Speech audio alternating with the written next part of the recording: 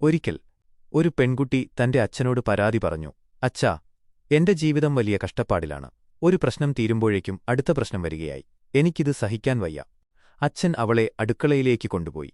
അദ്ദേഹം ഒരേ വലിപ്പമുള്ള 3 പാത്രങ്ങളിൽ വെള്ളം നിറച്ച് അടുപ്പത്തുവെച്ചു. വെള്ളം തിളയ്ക്കാൻ തുടങ്ങിയപ്പോൾ ആദ്യത്തെ പാത്രത്തിൽ അദ്ദേഹം ഒരു ഉരുളക്കിഴങ്ങ് ഇട്ടു. രണ്ടാമത്തെ പാത്രത്തിൽ ഒരു മുട്ടയിട്ടു. മൂന്നാമത്തെ പാത്രത്തിൽ അല്പം കാപ്പിപ്പൊടിയുമിട്ടു. അല്പനേരം കഴിഞ്ഞ് അദ്ദേഹം അടുപ്പണച്ചു. എന്നിട്ട് മകളോട് ഓരോന്നും പരിശോധിക്കാൻ പറഞ്ഞു. അദ്ദേഹം പറഞ്ഞു, മകളെ, നോക്കൂ, ഈ 3 വസ്തുക്കളും ഒരേ പ്രതിസന്ധിയാണ് നേരിട്ടത്, അതായത് തിളയ്ക്കുന്ന വെള്ളം. പക്ഷേ ഓരോന്നും പ്രതികരിച്ചത് വ്യത്യസ്തമായാണ്. ഉരുളക്കിഴങ്ങ് ആദ്യം കടുപ്പമുള്ളതായിരുന്നു. എന്നാൽ തിളച്ച വെള്ളത്തിൽ കിടന്നപ്പോൾ അത് മൃദുവായി, തളർന്നുപോയി. മുട്ട ആദ്യം ഉള്ളിൽ ദ്രാവകരൂപത്തിലായിരുന്നു. എന്നാൽ തിളച്ച വെള്ളം അതിനെ ഉള്ളിൽ നിന്ന് കടുപ്പമുള്ളതാക്കി മാറ്റി. എന്നാൽ കാപ്പിപ്പൊടി വ്യത്യസ്തമായിരുന്നു. അത് തിളച്ച വെള്ളത്തെ തന്നെ മാറ്റിമറിച്ചു. വെള്ളത്തിന് പുതിയൊരു നിറവും മണവും രുചിയും നൽകി. അത് കാപ്പിയായി മാറി.